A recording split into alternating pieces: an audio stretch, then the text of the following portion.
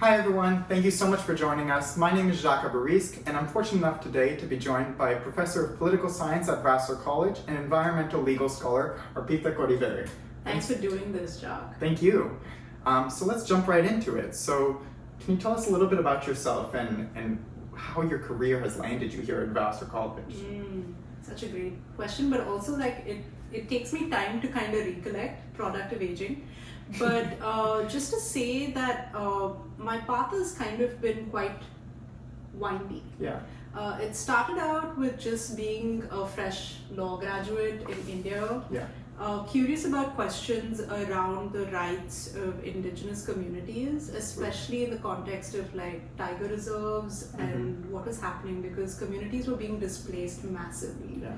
And at that point in time, a new law had just come into being called the Forest Rights Act, and it paved the way for recognition of the rights of Adivasi or forest dwelling communities. So I was very curious to sort of begin a career that looks at implementing that law. Interesting. And so I began what was a very sort of trial and error attempt of becoming an environmental lawyer. There were not many of them in India in the sort of, I want to say between 2011 onwards when I started my practice. Most of them were litigating, and I did not want to litigate because I was more curious about what does it mean to work with communities on the ground as a lawyer.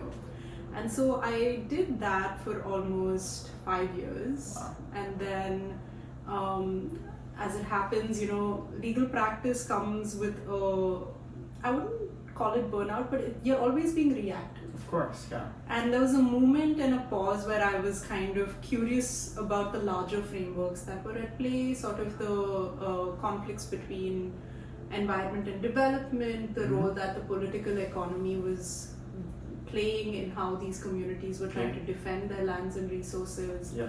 And I ended up then getting my master's at Berkeley, and then went on to do a PhD where I sort of switched gears from sort of legal practice to legal academia. Yeah.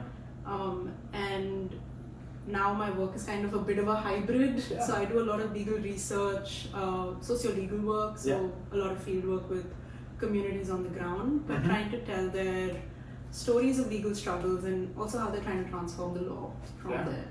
Yeah, I find it fascinating that you initially went into this with with this anti-litigation stance, and I know recently your research has largely been on heat wave litigation. I know. So tell us a little bit about your recent research. The world works in funny ways, isn't it? So I definitely had a very strong anti-litigation stance because of the criticisms that which are legitimate and valid and came from social movements, which was twofold. One, it takes a lot of time.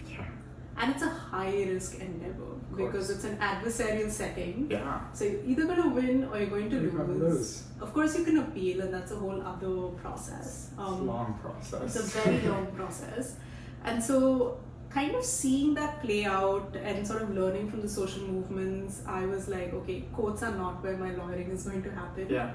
But I ended up doing my postdoc at NYU Law at the Climate Law Accelerator, and I was thrown into the world of climate litigation. And I started to kind of get introduced to the creativity that the courts were bringing to what is a very systemic and complex problem globally. And my anti-litigation stance had to now confront this reality of the wave of climate cases, which was successful. Yeah. So then I was like, okay, what can I learn from these efforts of legal mobilization?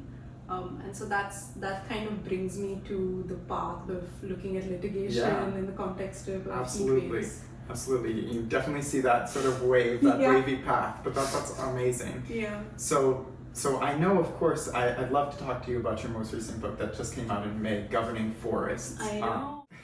Tell us a little bit about it, and what's your favorite aspect of it? Firstly, this book took 7 years to write. So I think my favorite bit about it is that I was able to tell that story from start to finish. because it talks about the messiness of the law on the ground and the struggles of being a young environmental lawyer thrown into the field, trying to operate in complex ecological conflicts and really try and make sense of like how the law is both failing but also empowering. Right, because it's both. It's both. But I think the other thing that I love about my own book, so there's a bias built in when I wrote it, is very often when people talk about indigenous legal struggles, they tend to talk about it through the lens of like, oh, we need to spread awareness of the law, or communities need to be like legally empowered. Right. But my work and sort of supporting communities has taught me otherwise. That communities themselves understand the law because it shapes their world and everyday reality much more than me, a lawyer trained in like a urban city in India. And that communities are making those legal decisions and have like aspirations in terms of where they want the future of law to be and what it should do in their struggles for sovereignty, consent, and broadly speaking, stewardship of their lands and waters. And so that chapter to me is one of my favorites. The other chapter that I particularly like was super interesting to me because it was where I got to interview these kind of middlemen that operate between extractive companies and indigenous peoples. So sometimes they come from the indigenous community, in some other instances they come from the surrounding village. But they're like brokers. They convince the community to come together to sell their land, and they broker these deals with the company. Or they politically manage the situation by sort of breaking communities apart, and really like, you know, in some ways reframing the social context in which these legal struggles originally began. And so I had the chance to interview like 5 of them. And so just hearing their stories and tactics that they use and how they operate and all of that to me was really enriching, but also really troubling because sitting through those interviews was not easy, knowing where my politics lies. Absolutely. And even the title, Governing Forest, how did you land on such an idea, or tell us a little bit about that title. I must confess it's a bit of a borrowed title in some sense. So Elinor Ostrom has this amazing book called Governing Commons. And she completely reversed this narrative around the tragedy of commons through her incredible work, where she showed that if communities have equal stake in protecting that land, then that is an effective model to actually conserve these areas, as opposed to making the story out to be that increased population results in depleting of the commons and forest resources. And so I kind of borrowed from there because a lot of the book relies on that shared governance concept. And also because the description that communities would provide or lawyers would provide, they would always say it's a forest governance question. They would use law, policy, custom, other areas of law and kind of fold it into just this broad idea of forest governance. And so it was kind of drawing on both those strings that I was like, okay, I'm gonna kind of title it as Governing Forest. Amazing. And so you spoke a little bit to this, but I really want to know, like, what story does the book end up telling us about the indigenous legal struggles, and especially given that your work focuses primarily on India?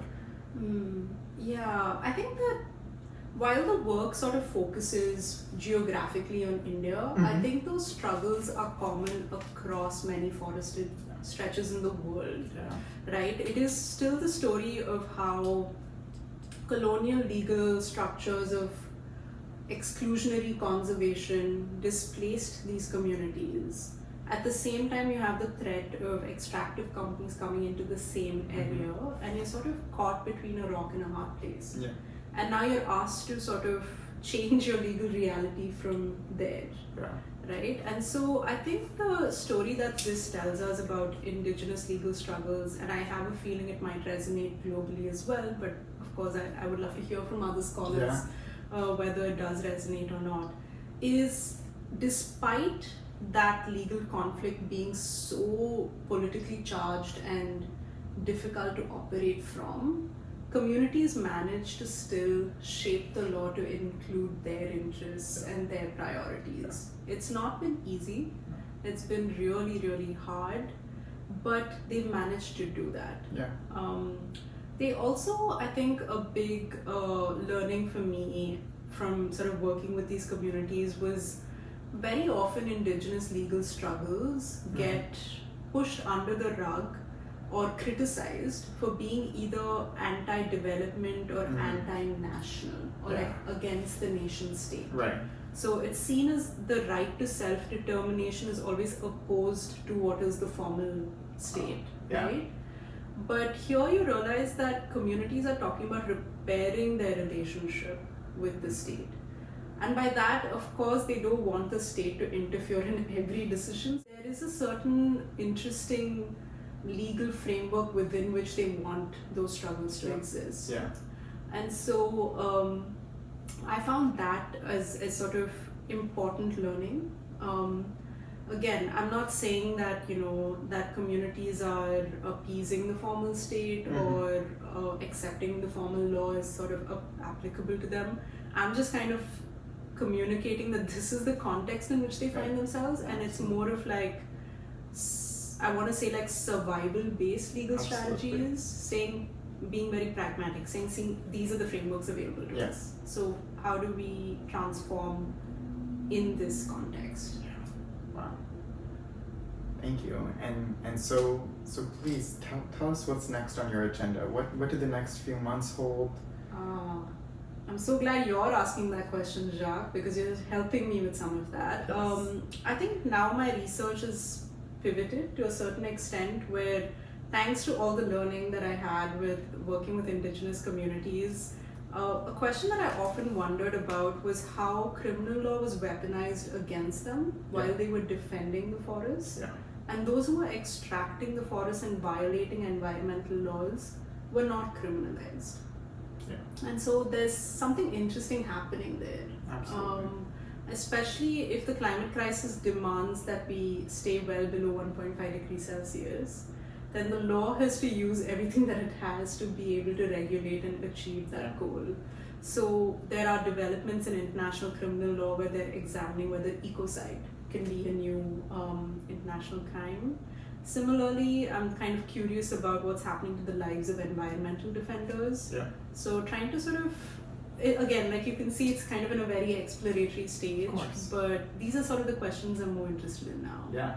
Well, that windy road will lead you somewhere special again, I'm sure. I hope so. So, I hope so. Thank you so much. Thank you Arpitha so Kodiveri, everyone. Thank you very much for joining Thanks, us.